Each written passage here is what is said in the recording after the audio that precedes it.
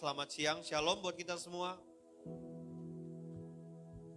Puji Tuhan kita ada di bulan yang ke-7 di tahun yang ke-2022.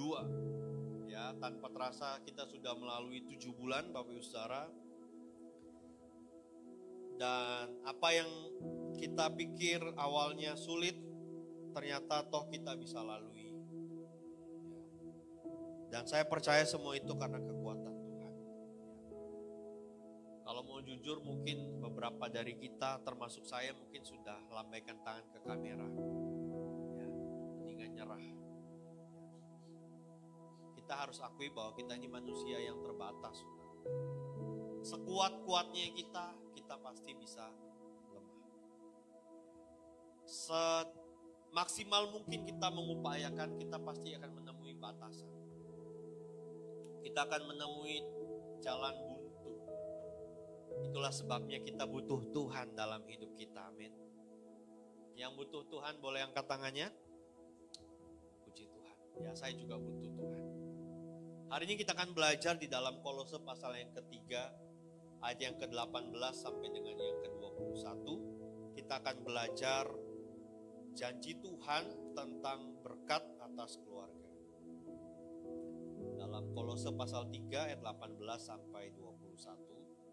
4 ayat saja, saya mengajak Bapak Ibu Saudara bisa membacanya bersama-sama.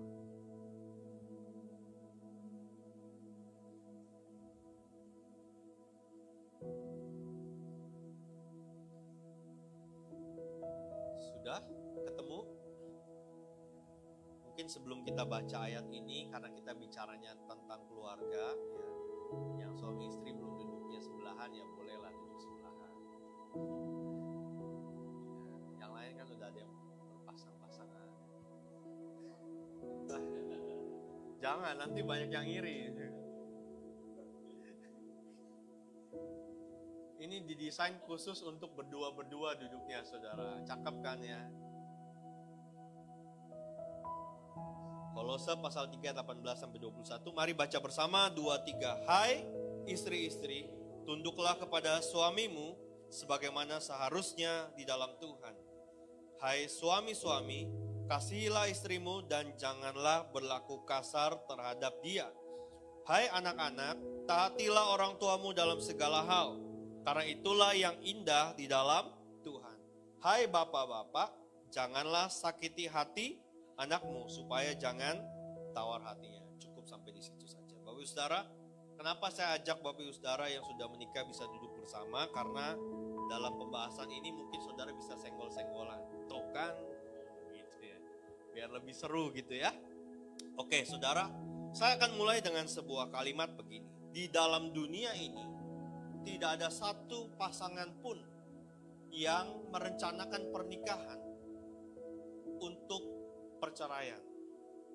Sekali lagi, di dalam dunia ini tidak ada satu pasangan pun yang merencanakan pernikahan untuk sebuah perceraian. Kenapa? Karena itu adalah sebuah kebodohan. Saudara mempersiapkan pernikahan mudah atau sulit? Sulit. Kenapa? Yang sudah menikah kan ada proses yang panjang untuk meyakinkan, mengajak untuk sampai ke pernikahan, betul ya? Ada waktu yang dibuang, ada uang yang dibuang, ada tenaga, pikiran, dan lain sebagainya. Jadi tidak mungkin orang berupaya memperjuangkan pernikahan lalu kemudian begitu saja bercerai. Belum lagi biaya resepsi pernikahan yang tidak murah, betul ya? Jadi tidak mungkin di dalam dunia ini ada orang yang merencanakan pernikahan untuk sebuah perceraian. Ya. Tetapi faktanya saudara, kehidupan pernikahan tidaklah semudah yang kita tonton di dalam sinetron. Kehidupan pernikahan tidak semudah yang kita tonton di dalam drama Korea dan lain sebagainya. Kalau yang kita lihat di TV, di sosial media kayaknya semua indah. Ya. Tapi faktanya belum tentu demikian. Bahkan saya mau katakan tidak demikian. Makanya zaman dulu saya pernah mendengar istilah apa tadi Pak?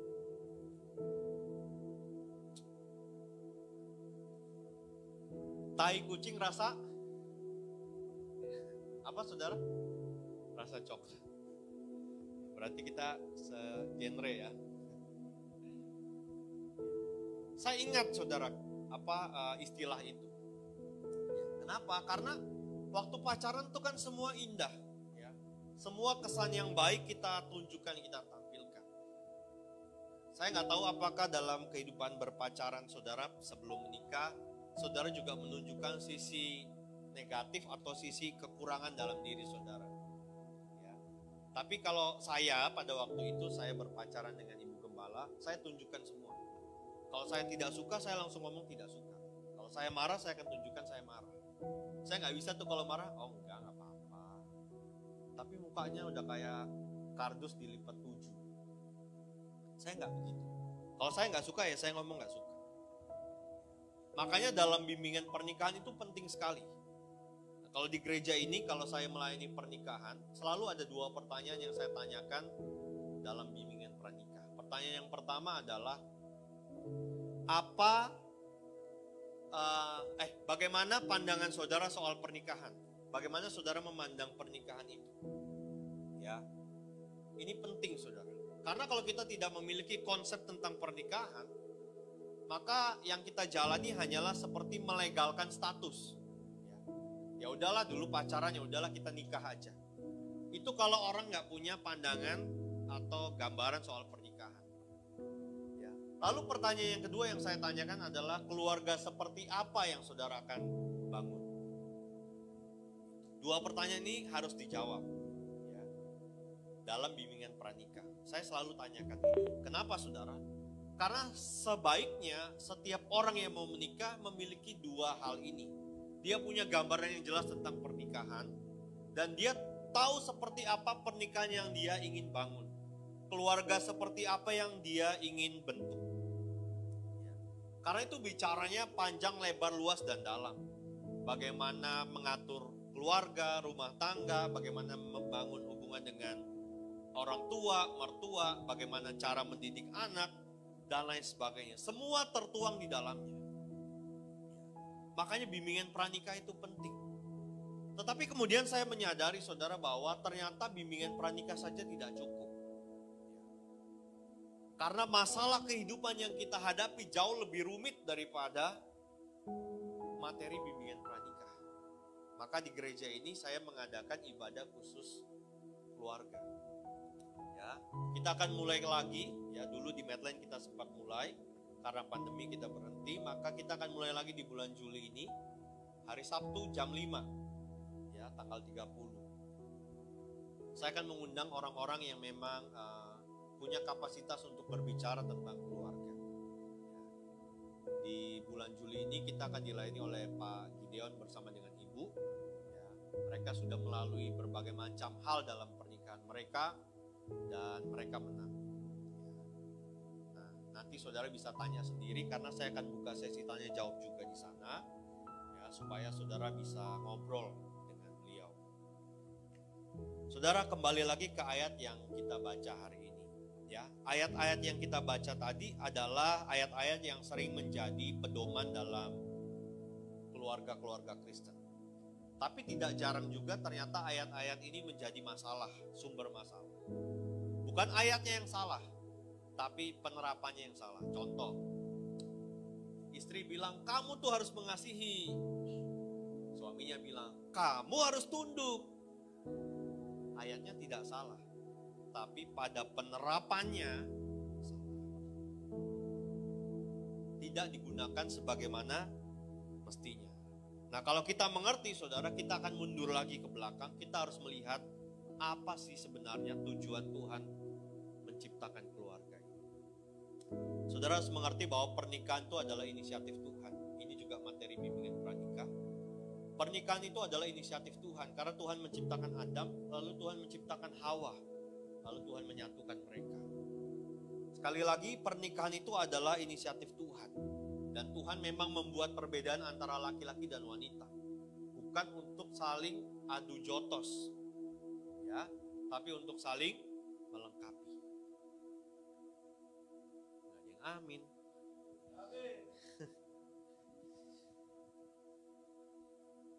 Kalau kita menyadari akan hal ini, saudara, ya, Kalau kita mengerti bahwa pernikahan itu adalah inisiatif Tuhan, pernikahan itu adalah kehendak Tuhan, maka sebenarnya kita punya satu benang merah, yaitu pernikahan adalah sarana Tuhan dalam keluarga untuk membentuk karakter kita, mengubah karakter kita menjadi semakin serupa dengan Kristus. Yang sudah menikah pasti ngalami. Kenapa? Pasangan kita menjengkelkan gak setelah menikah? Kasih jeda berapa detik gitu loh baru jawab.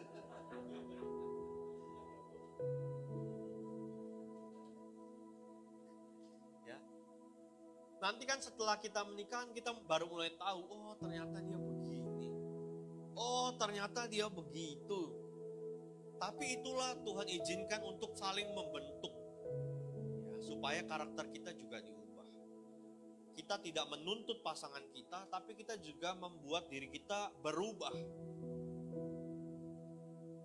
Makanya kita perhatikan ayat demi ayat ini supaya kita memahami bahwa pernikahan itu adalah sarana yang Tuhan berikan supaya setiap orang yang ada di dalamnya mengalami perubahan karakter menjadi semakin serupa dengan Kristus.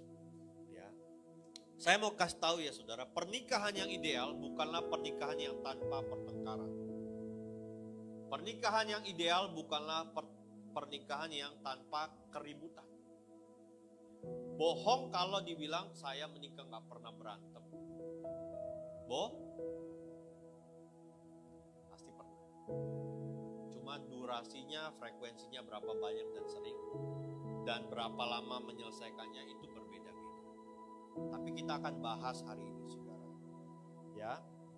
Nah, yang pertama kita akan melihat bagaimana janji berkat Tuhan atas keluarga dapat kita alami. Kembali ke ayat yang ke-18. Bagian yang pertama dikatakan, hai istri-istri, tunduklah kepada suamimu sebagaimana seharusnya di dalam Tuhan. Saudara, ini ternyata menjadi masalah yang umum dan sering terjadi, yaitu istri sulit menundukkan diri kepada suami. Betul apa benar para suami? Saudara, saya baca seluruh Alkitab ini. Ketika bicara tentang keluarga, yang diberikan nasihat pertama adalah perempuan. Coba kalau nggak percaya, saudara buka, cek sendiri Alkitab. Nggak pernah saya baca, belum ketemu lah maksudnya saya baca.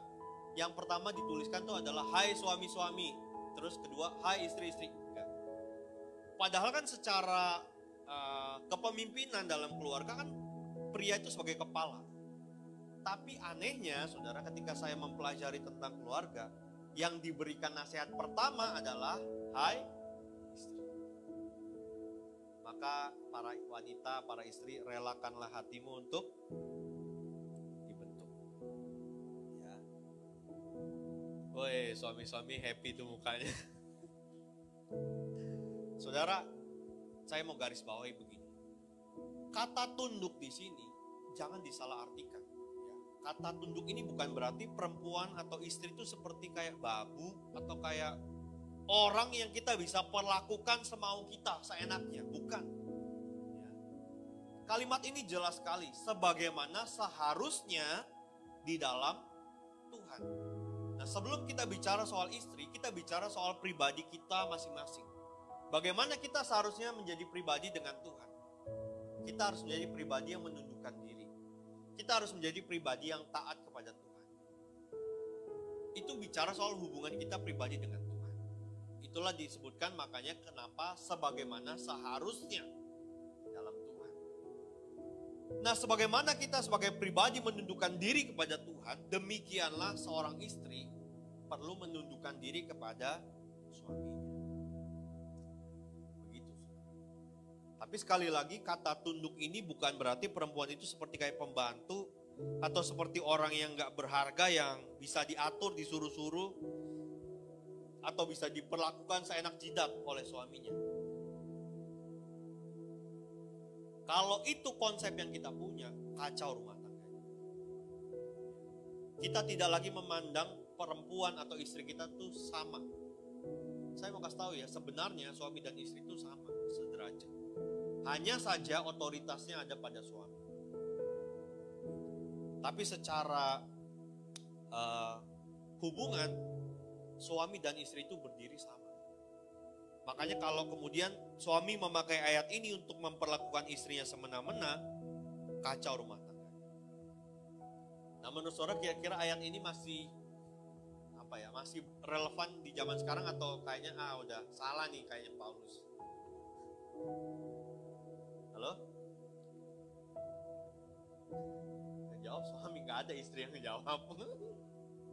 Ibu-ibu masih perlu tunduk gak sama suaminya? Sebagian besar yang saya konseling, saudara, yang konseling sama saya, jawabannya begini, lihat dulu suaminya kayak apa. Benar gak? Di ayat ini gak ada, saudara, kalimat itu. Karena apa? Dicontohkan dengan jelas sebagaimana seharusnya di dalam Tuhan. Kita menundukkan diri kepada Tuhan kan gak ada sebab, akibat, alasan apapun. Saya mau taat sama Tuhan kalau Tuhan berkati saya. Gak ada. Saya mau setia sama Tuhan kalau Tuhan baik. Maka demikian juga kita sebagai istri menundukkan diri kepada suami tidak dengan excuse apapun. Tunduk ya tunduk aja. Karena apa? Karena saya tahu ketika saya tunduk kepada suami, saya melakukan firman Tuhan. Kalau tunduk kepada suami, suaminya baik, yang suka ngasih 10 juta, 100 juta tiap bulan, itu mah gampang. Tapi kalau tunduk kepada suami yang cerewet, yang kasar, yang jarang ngasih uang, itu gak gampang. Makanya kenapa perempuan itu diberikan nasihat yang pertama. Karena memang gak mudah. Kalau saudara gak percaya, saudara boleh tanya ini. Betapa cerewet suaminya. Tapi dia belajar untuk menundukkan diri kepada saya. Gak pernah sekalipun dia bantah saya. Karena memang ini gak mudah, saudara. Kalau ditanya sakit, waduh mungkin air matanya udah gak ketampung, saudara. Banyak kali air mata.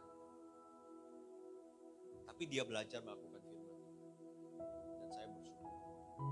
Tapi juga bukan berarti saya bisa semena-mena. Tidak. Nanti ada bagiannya lagi para suami, tenang. Ya. Jadi peran seorang istri dalam menundukkan diri kepada suami itu sangat penting.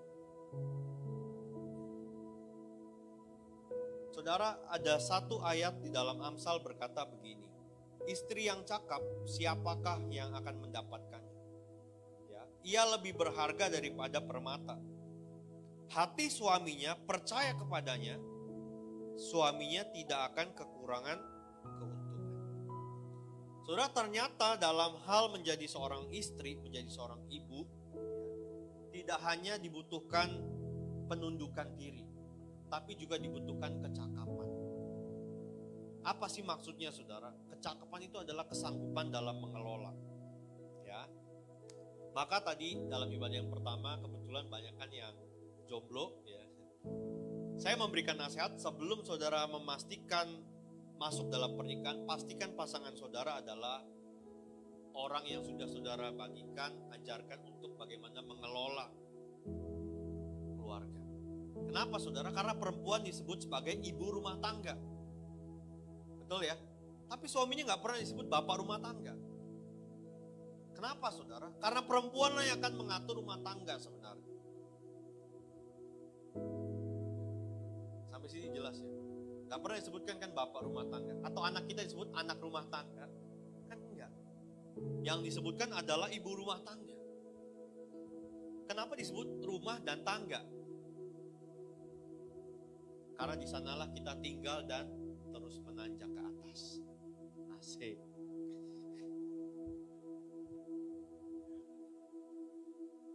Saudara, sebagai wanita, saudara tidak hanya perlu menundukkan diri, tapi perlu belajar cakap dalam mengelola. Ya, contoh begini. Waktu kita menjadi seorang anak, ya, kita kan dikasih kamar sama orang tua. Nah, bagaimana kita mengatur kamar kita itu juga penting. Maka para orang tua perlu mengajar, mendidik anaknya untuk belajar mengatur. Kalau anak perempuan, saya bicara khusus perempuan. Kalau anak perempuan kamarnya berantakan, pakaiannya di mana-mana, sampah di mana-mana, terus spray nggak beraturan, guling di mana, wah, saya khawatir nanti rumah tangganya kayak kapal pecah. Serius, saya belajar ternyata ada hubungannya. Saya pikirkan, oh namanya anak-anak. Ternyata kalau dari sejak kecil nggak diajarin gimana mengelola, sampai gede, sampai menikah pun dia nggak akan bisa ngatur rumah tangganya. Kenapa sih penting? Karena waktu saudara punya rumah, saudara punya pembantu, saudara punya asisten, saudara punya supir, punya tukang kebun, Kanjeng amin. Kalau saudara punya ini semua kan saudara kaya berarti gitu loh. Ya. Yang ngatur kan kebanyakan perempuan dong, istri, betul nggak? Kan saudara waktu punya pembantu kan saudara yang ngatur dong. Mbak, kamu ngerjain ini, habis itu ngerjain ini, bener nggak? Apa suaminya yang ngatur pembantu? Bahaya saudara. Jangan kasih suami saudara ngatur pembantu. Yang ngatur kan istri, betul nggak? Halo? Yang punya pembantu? Itulah kenapa perempuan itu harus diajar untuk mengelola, mengatur. Perempuan itu harus punya kemampuan untuk memanage dengan baik. Kalau enggak, lihatlah saudara, rumahnya kayak kapal pecah.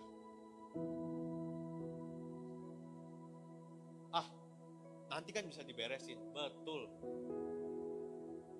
Tapi setelah saudara beresin, gak lama berantakan lagi. Apakah kita nyaman tinggal di rumah yang seperti itu? Jawabannya, yang bilang nyaman cuma angkat tangan. Saya pengen doain. Gak beres loh. Kenapa sih saya perlu ngomong ini saudara? Karena ketika saudara bisa ngatur, nanti anak saudara, anak perempuan bisa ngatur kamarnya. Suatu saat ketika dia menikah, atau mungkin dia ngekos dulu lah. Ya. Dia kuliah, dia ngekos. Nanti kamar kosnya juga rapi, baik, bersih. Nanti kalau dia menikah, rumahnya dia itu juga rapi, baik, bersih, tertata. Dan rapi, bersih, tertata ini gak harus mahal. Gak harus dengan peralatan, perabotan yang mewah, enggak. Kenapa saudara? Karena ketika kita bisa mengatur, mengelola ini, perempuan ya, Tuhan akan percayakan yang bertambah-tambah. Jangan saudara berdoa, Tuhan, saya pengen punya rumah 2 lantai. Tapi rumah 1 lantai aja udah kayak kapal pecah. Gak bakal dikasih sama Tuhan. Percayalah. Tuhan ajar kita mengelola yang ada sekarang. Ketika kita bisa mengelola, Tuhan akan tambahkan terus. Kalau saudara masih ngontrak, gak usah minta. Rumah kontrakan saudara atur, tata dengan baik dan rapi. Tuhan pasti akan kasih rumah buat saudara sendiri. Kenapa? Karena saya dulu juga ngontrak saudara. Saya belajar. Waktu saya tinggal sama orang tua, ya, waktu orang tua saya masih hidup, mama saya tuh ngajarin saya, keluar kamar, rumah harus rapi. Saya ngomong dong, kan ada pembantu. Tugas pembantu adalah membantu merapikan. Namanya pembantu kan? Berarti tugas yang pertama siapa yang ngerjain? Ya kita. Namanya pembantu. Tugasnya membantu. Saya diajarkan orang tua saya begitu. Jadi sebelum kamu keluar kamar, kamarmu harus rapi dan bersih. Nanti pembantu, dia masuk ke kamar, dia nyapu, dia ngepel, dia buangin sampahnya. Kata mama saya begitu. Makanya saya dari tinggal sama orang tua, saya pernah ngekos, saya pernah ngontrak, sampai puji Tuhan, Tuhan percayakan rumah, semuanya tertata. Tadinya saya pikir tuh ini nggak ada hubungannya, ternyata ada. Jadi kemampuan mengelola itu sangat penting. Nah, ketika seorang istri menyadari akan hal ini, itulah sebabnya dia disebut sebagai penolong bagi suaminya. Ya. Wanita diciptakan Tuhan itu untuk menjadi penolong yang kuat bagi suami. Dia menjadi tiang doa yang kuat. Makanya kan ada pepatah, di balik laki-laki sukses pasti ada. Coba tanya istrinya ngapain biasanya. Tapi jangan dibalik. Dibalik laki-laki yang tidak sukses berarti, jangan. Gak ada istilah itu soalnya. Yang saya percaya di balik laki-laki sukses pasti ada istri yang hebat. Kalau saudara melihat saya hebat, yaitu karena bukan karena saya. Kenapa saya bisa ngomong gini, saudara? Karena 100% uang saya di dia. 100%, saudara. Jadi kalau saya nggak bisa ngasih persembahan, ya berarti dia belum masukin ke dalam dompet saya, atau dia belum kasih saya jajan. Apakah saya takut? Waduh, ntar Pak Gembala mau kemana-mana nggak punya duit. Ya, saya nggak pernah takut. Serius.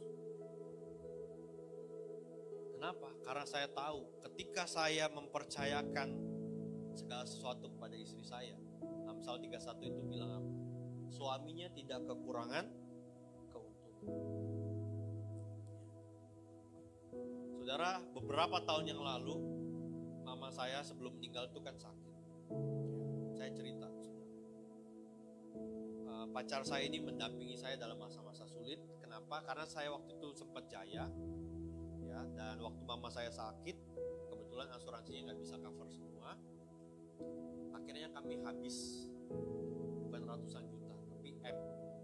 Bayangin karyawan harus bayar M. Gajinya karyawan berapa? Nggak mungkin gaji karyawan ada yang M itu kan nggak ada. Saya mulai dari situ. Mama saya sakit, meninggal. Kemudian kami menikah, sebulan kemudian papa saya meninggal.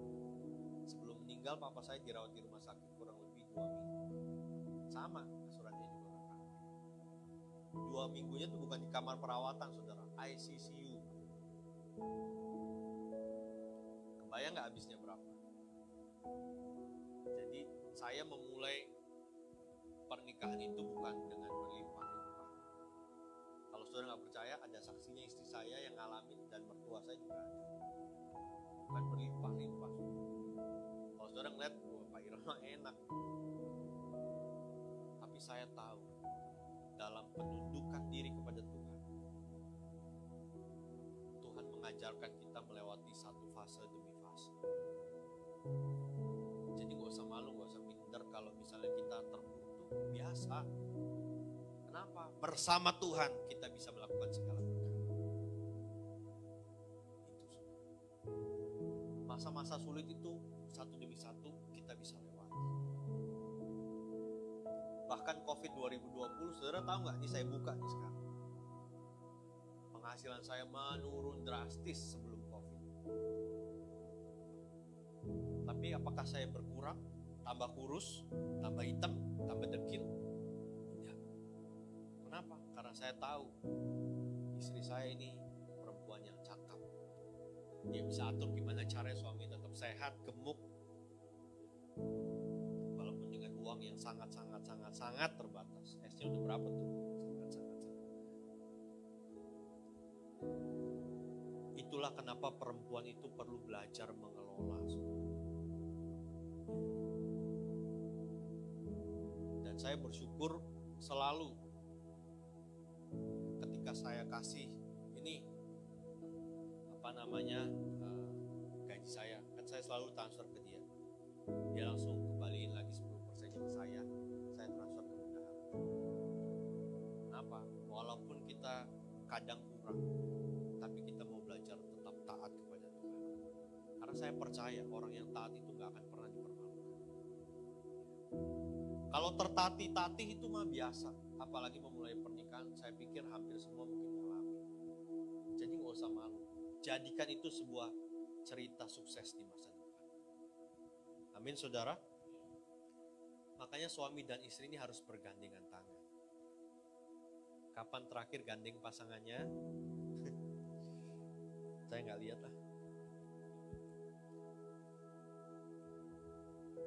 Bagian yang pertama, jadilah wanita yang cakap yang membagikan berkat Tuhan atas keluarga saudara. Yang kedua, nah ini gantian nih para suami.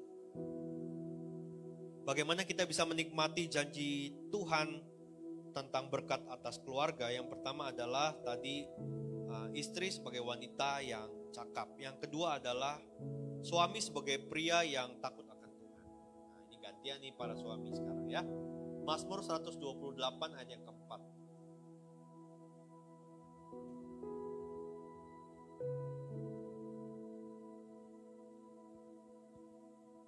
Mazmur pasal 128 ayat yang keempat. Firman Tuhan berkata, sesungguhnya demikianlah akan diberkati orang laki-laki yang takut akan Tuhan. Nah saudara, sebelum saya bahas, ada pernyataan begini. Apa yang menjadi tolak ukur kalau kita bilang keluarga yang diberkati Tuhan? Ya, saudara bisa baca nanti di dalam Mazmur 128 ini dari ayat yang pertama. Ternyata keluarga yang diberkati Tuhan itu bukanlah bicara soal keluarga yang berkecukupan secara finansial. Bukan juga keluarga yang bisa pergi liburan setiap minggu, setiap hari, atau keluar negeri setiap bulan, bukan. Bukan juga yang sering menunjukkan keharmonisan, keromantisan di sosial media, juga bukan. Ya. Ternyata kalau kita baca secara menyeluruh, keluarga yang diberkati Tuhan itu adalah keluarga yang bahagia, keluarga yang menikmati hasil jerih payahnya, artinya dengan apa yang ada aja udah cukup, dan keluarga yang mengalami keadaan yang baik. Saya mulai mikir saudara, ya, baik keadaannya tuh seperti apa? Karena kan baik itu kan relatif ya. Tapi kalau saudara baca di dalam ayat yang kedua kalau saya nggak salah, 2 atau 3 saya lupa ya. 3 ya.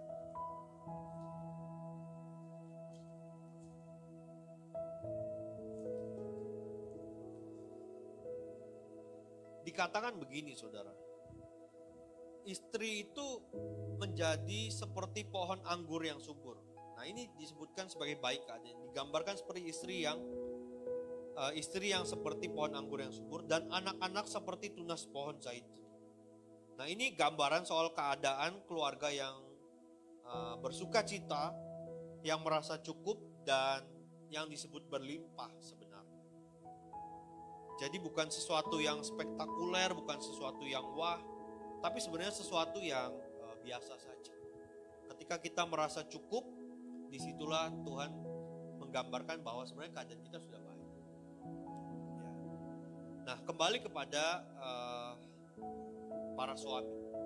Kalau saudara perhatikan, ya, hubungan antara suami dan istri itu sering dipakai Tuhan untuk melambangkan hubungan antara jemaat dengan Kristus. Ya. Seorang suami memiliki kewajiban untuk melindungi dan mengasihi istrinya, sebagaimana Kristus sudah terlebih dahulu berkorban bagi jemaatnya. Tapi, nah ini tapinya, dengar ya, para suami, coba dibuka dulu telinganya. Pada kenyataannya banyak suami tidak menyadari akan hal ini. Sebagai suami tidak mau berkorban untuk istrinya. Karena mereka merasa bahwa saya kan laki-laki. Lalu jadi bos atas istri. Saya berdoa tidak ada laki-laki yang begitu. Tidak ada suami yang seperti itu di tempat ini. Halo para suami. Aman ya? Jelas saudara, hai suami-suami, kasihilah istri. Ada dannya, jangan lupa. Dan apa? Hai suami, dan begini suaminya kok kejantanannya hilang nih gimana nih? Janganlah berlaku kasar. Kenapa Alkitab harus menuliskan ini? Ternyata kecenderungan laki-laki bersifat kasar. Wah, perempuan suaranya baru pada muncul. Kolose 3 ayat 18, 19, 20, 21. Saya mau tekankan dan tegaskan. Tolong perhatikan para suami, lihat ke saya. Yang belum nikah yang akan menjadi calon suami juga boleh. Saya tidak mentoleransi kekerasan dalam bentuk apapun. Ya, baik itu verbal, apalagi fisik. Anda bukan laki-laki, Anda pengecut kalau Anda berlaku begitu. Seorang laki-laki tidak berlaku kasar terhadap istrinya. Kenapa, saudara? Karena dia orang yang kita pilih. Dia orang yang kita minta izin dari orang tuanya. Dia sejak dari kecil mungkin diasuh, dirawat, disayang sama orang tuanya. Lalu kemudian kita ajak, yuk hidup sama saya. Lalu kita bikin dia, kita kasarin dia. Anda pengecut. Apalagi kalau berlaku kasar terhadap anak. Kenapa? Anak itu bukan lawan tanding kita. Apalagi anaknya masih kecil. Kekuatan anak tuh terbatas. Sementara kita orang dewasa kan kekuatannya berlipat-lipat. Jadi kalau Anda kasari, saya pikir itu bukan contoh yang baik. Bukan cara mendidik yang baik. Saudara tahu bagaimana cara saya mendidik Faye? Gampang. Saya cuma gini. Langsung dia berubah. Gitu aja. Saya nggak perlu sampai teriak-teriak. Wah! Saya cukup. Dia udah tahu. Saya pernah main tangan? Boleh tanya ibu kemana? Tidak pernah. Saya pakai tangan saya untuk bantu ngosek kamar mandi, cuci piring. Itu tangan gunanya. Bukan buat plak. Itu tidak laki-laki. Saya paling anti laki-laki yang melakukan KDRT. Saya berpesan jangan sampai ada kekerasan dalam rumah. Kenapa? Karena pasangan saudara, istri saudara, bukanlah makhluk yang perkasa. Secara fisik didesain tidak seperti kita yang kuat, laki-laki. Mungkin mungkin makannya lebih banyak, tapi bukan berarti fisiknya lebih kuat. Secara fisik perempuan itu lebih lemah, sehingga tidak dibenarkan kalau laki-laki bisa berlaku kasar. Anda tidak gentleman, apalagi kepada anak. Anak umur 5 tahun Anda pukul, Anda tendang, bisa mental mungkin. Terus Anda bangga gitu. Biarin, ini cara saya mendidik anak. Gila.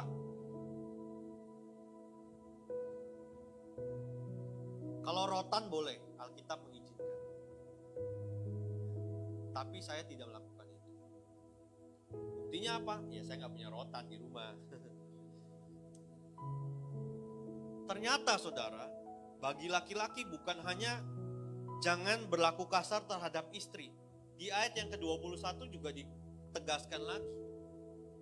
Apa saudara? Hai ibu-ibu. Bukan. Hai bapak-bapak, jangan sakiti hati anak-anak. Ternyata pria-pria ini bahaya benar ya. Udah sering kasar, ternyata sering menyakiti anak juga. Ya silakan kalau mau berdamai. Saudara, ketika kita menyakiti hati anak kita, mungkin anak kita nggak marah, nggak berontak, nggak ngelawan, tapi dia punya trauma.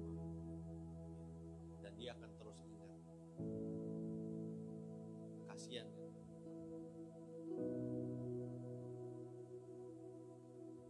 Hubungan suami istri menurut Alkitab bukanlah hubungan yang saling menuntut.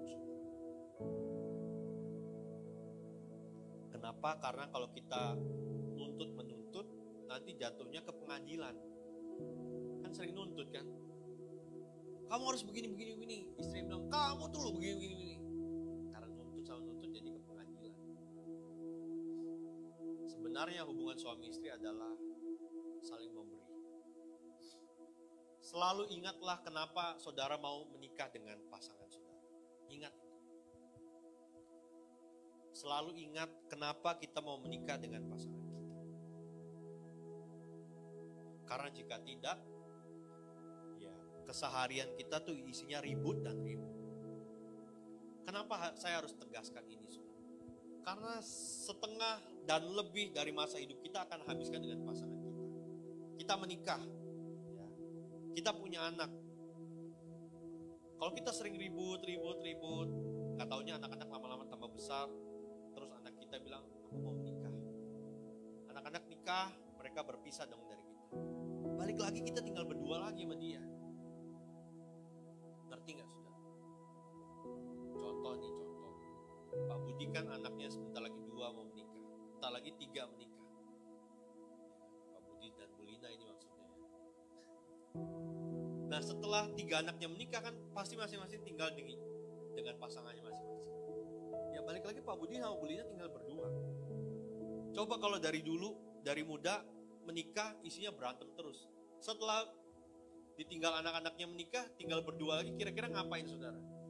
Bisa-bisa kamar yang ada di rumah buat tinggalnya satu-satu. Kenapa? Ya karena isinya pertengkaran terus. Tapi lain kalau kita mengisi pernikahan kita dengan hal-hal yang baik. Kenapa? Karena segala sesuatu tuh bisa dikomunikasikan. Ya. Tadi pagi saya katakan begini, saudara. Masalah terbesar dalam keluarga itu bukan uang.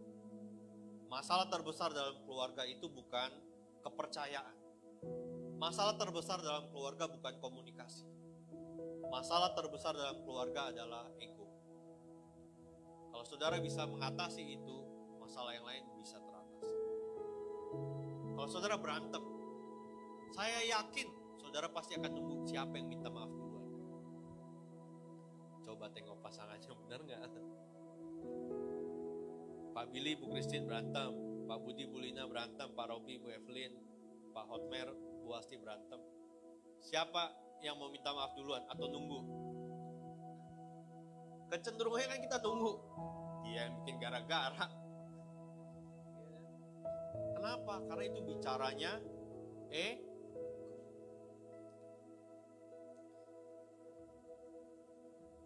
sekali lagi, saudara. Kalau saudara mau keluarga saudara diberkati, kuncinya adalah pada laki-laki.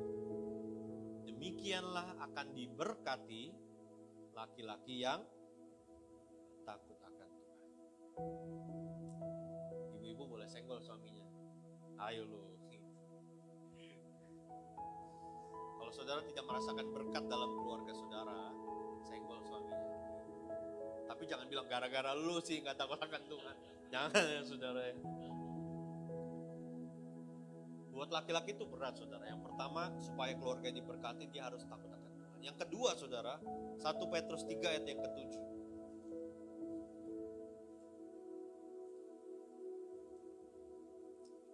Dikatakan begini, demikian juga kamu, hai suami-suami, hiduplah bijaksana dengan istrimu sebagai kaum yang lebih lemah. Hormatilah mereka sebagai teman pewaris dari kasih karunia, yaitu kehidupan, supaya doamu jangan, berat kan jadi laki-laki.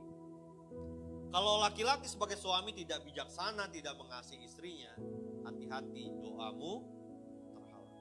Ini bukan saya yang ngomong, tapi Alkitab yang ngomong. Saudara mungkin berdoa, aduh Tuhan, dia cerewet amat, kapan sih perginya? Doamu terhalang. Kalau kita sebagai suami sering menyakiti istri, sering berlaku semena-mena sama istri, Anda mau berdoa sampai nangis darah, doamu terhalang. Alkitab yang mengatakan. Makanya pria-pria berdamailah dengan istri. Ayo salaman dulu, salaman.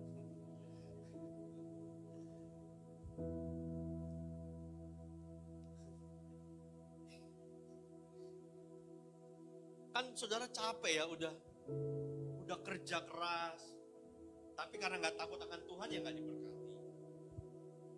Saudara udah ikut doa pagi, doa hari Sabtu, terus ada cell group, ibadah 1-2 saudara ikutin. Tapi saudara nggak mengasihi istri saudara. Alkitab jelas berkata doamu terhalang. Terus ngapain? Anda masih mau coba ngotot, mungkin di home doanya kurang manjur, cari gereja lain. Sama aja, problemnya bukan di situ. Problemnya di diri kita. Maka suami-suami dua hal ini sangat penting dalam hidup kita. Yang pertama, suami takut akan Tuhan. Karena kalau kita takut akan Tuhan, keluarga kita diberkati. Kedua, bijaksana dan mengasihi istri. Kalau kita bijaksana, kita mengasihi istri kita, maka doa kita tidak terhalang nyampe ke surga. Terus saudara bilang, kan Tuhan maha mendengar. Iya betul. Gini loh saudara. Ketika engkau tidak setia, Tuhan tetap setia. Ketika kita malas berdoa, malas baca firman, gak nurut, gak taat, berdosa terus, cinta Tuhan tuh gak berubah kepada kita. Tapi berkat Tuhan terhalang dalam hidup kita. Setiap pagi Tuhan sudah mengatur berkat buat setiap kita. Tapi karena kita tidak hidup dalam kebenaran, tidak hidup dalam takut akan Tuhan, semuanya itu terhalang. Kita nggak bisa terima. Jadi persoalannya bukan gimana cara teriak doanya sama Tuhan, mintanya sama Tuhan. Yang menjadi perhatian adalah bagaimana hidup kita. Itu yang. Kenapa? Karena kalau kita tidak hidup dalam kebenaran, semuanya terhalang. Anda mau usaha sampai gimana pun, kalau Tuhan gak buka pintu, siapa yang mau buka? Tapi kalau Anda sudah bekerja sedemikian rupa, kalau Tuhan sudah buka pintu, gak ada yang bisa tutup. Kuncinya adalah bagaimana kita dengan Tuhan. Bagaimana para pria, laki-laki dan suami dengan Tuhan. Jadi para suami bertobat ya, termasuk saya. Ada yang amin para suami. Jadilah suami yang takut akan Tuhan ya. Kalau saudara gak sayang istri, ya paling tidak saudara sayanglah sama anak. Ada satu nasihat yang saya pernah dengar. Saya lupa, tadi saya juga sempat cari gak ketemu. Gini, hadiah terindah buat seorang anak adalah ketika seorang ayah mencintai ibunya. Maksudnya mamanya si anak ini. Ya. Hadiah terindah bagi seorang anak adalah ketika papanya mencintai mamanya. Saya ingat nasihat ini, tapi saya lupa siapa yang ngomong. Kalau saudara tahu, kasih tahu saya ya. Jadi saya bisa tulis di sini siapa yang ngomong. Itu betul saudara. Saudara bisa lihat perbedaannya antara anak yang diasuh dididik dengan penuh kasih sayang dengan anak yang diasuh dididik dengan kekerasan. Papa mamanya suka berantem, pasti anaknya beda. Kalau nggak percaya, ya buktikan sendiri. Saya sih nggak mau. Saya akan mendidik, mengajar anak saya dengan kasih sayang sempurna. Kenapa? Karena saya tahu saya dikasihi Tuhan juga dengan sempurna.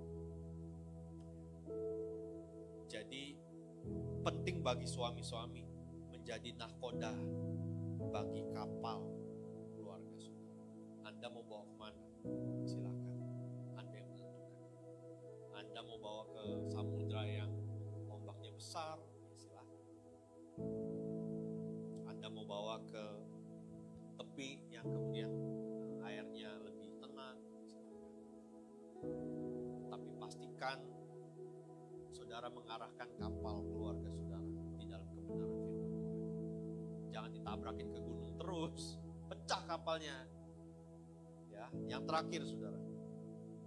Bagaimana kita bisa menikmati janji berkat Tuhan atas keluarga? Yang ketiga adalah ketika kita hidup rukun bersama. Ya.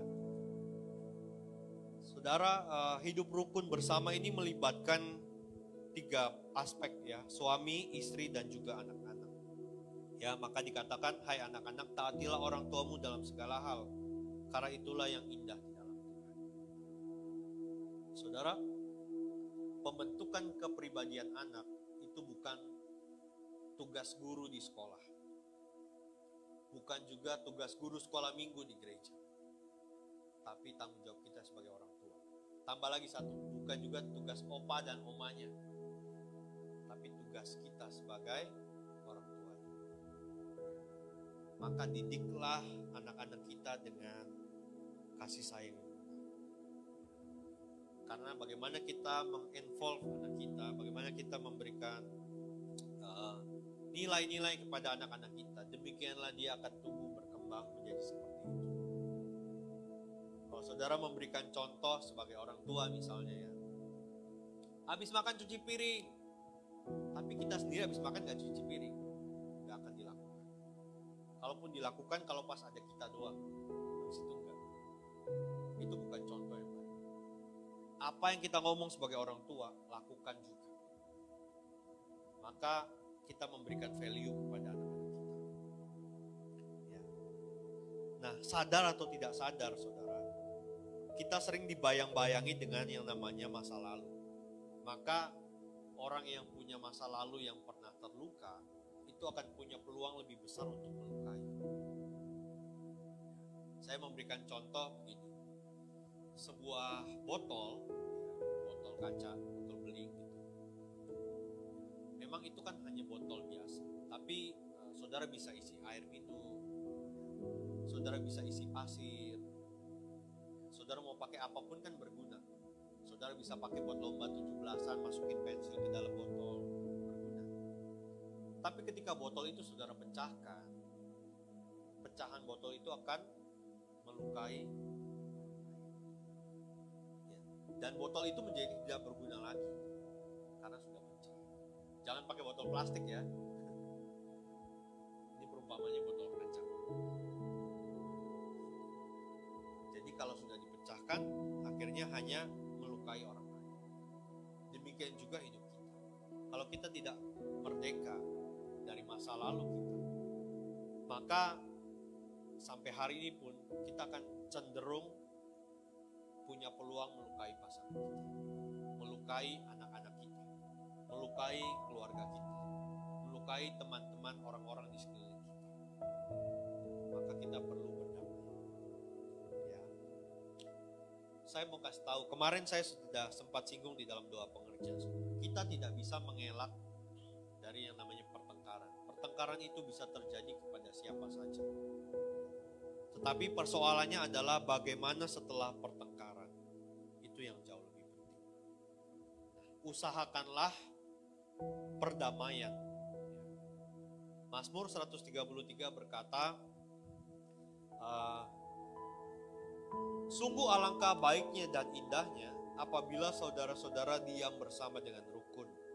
Seperti minyak yang baik di atas kepala meleleh ke janggut, yang meleleh ke janggut Harun dan ke leher jubahnya. Seperti embun gunung Hermon yang turun ke atas gunung-gunung Sion. Sebab kesanalah Tuhan memerintahkan berkat kehidupan untuk selama-lamanya. Saudara, saya belum pernah ke Israel. Pak Robi udah pernah ya. Tadi pagi Pastor Darwin kasih saya gambaran. Pastor Darwin kan sudah beberapa kali ke Israel. Gunung Hermon sama gunung Sion tuh jauh banget, kata dia. Jadi kalau embun di gunung Hermon, gunung Sion tuh gak mungkin bisa lihat, karena jauh banget. Tapi kenapa dikatakan embun gunung Hermon bisa turun ke atas gunung-gunung Sion? Karena embun gunung Hermon itu dia akan terus mencair. Cairan dari embun gunung Hermon itu masuk ke sungai Yordan. Itu ceritanya. Betul gak Pak Robi? Makanya ajak dong. Jadi kan biar bisa ceritanya lebih mantep nih. Nah, saudara, karena jarak yang jauh, tapi karena Tuhan memerintahkan berkat nyampe. Sekalipun embun dari gunung Hermon bisa sampai ke Bukit Sion. Kenapa digambarannya gunung Sion? Benar ya, gunung Sion. Karena Sion ini daerah yang panas. Ini kali lagi karena kata Pastor Darwin ya. Ini daerah yang panas. Selain itu juga ini daerah perang. Daerah yang sering diperebutkan banyak orang. Kenapa? Karena nanti Tuhan Yesus akan datang kembali kedua kali di situ. Ya, di Bukit Zaitun. Ya, di antara gunung Sion. Tapi karena kita hidup rukun, maka yang jauh itu embun bisa ngalir sampai ke Bukit Sion. Kalau mau lihat lebih jelasnya, ada dua caranya. Yang pertama kita pergi ke Israel, yang kedua kita setel YouTube. Gitu saudara. Jadi yang tidak mungkin Tuhan bisa perintahkan sampai. Yang penting kuncinya adalah hidup rukun. Maka saya katakan tadi bukan soal pertengkarannya, karena semua orang bisa bertengkar. Tapi bagaimana setelah bertengkar? Usahakanlah kita menjadi orang-orang yang membawa damai. Ya. Setelah bertengkar ya kita selesaikan. Nah, saya akan tutup dengan kalimat ini, saudara. Mengasihi bukan berarti tidak pernah marah. Mengasihi bukan berarti tidak pernah kecewa. Mengasihi bukan berarti tidak pernah mengalami gesekan. Tetapi mengasihi adalah tidak pernah berhenti untuk melepaskan pengampunan. Itulah mengasihi. Kalau saudara mengasihi suami saudara, kalau saudara mengasihi istri saudara, saudara mengasihi anak-anak saudara, saudara mengasihi orang tua saudara, dalam keluarga kita tidak pernah tidak ada gesekan. Tapi justru itulah kesempatan untuk kita semakin menyatakan kasih dalam bentuk pengampunan. Pelihara, rawat, sayangi keluarga kita sebelum terlambat. Kalau sudah tidak ada, nangis pun tidak ada gunanya. Keluarga yang kuat tidak tercipta begitu saja, tetapi melalui proses secara bersama-sama antara suami, istri, dan anak-anak. Dan kesanalah Tuhan perintahkan berkat kehidupan selama-lamanya. Tuhan Yesus memberkati kita semua.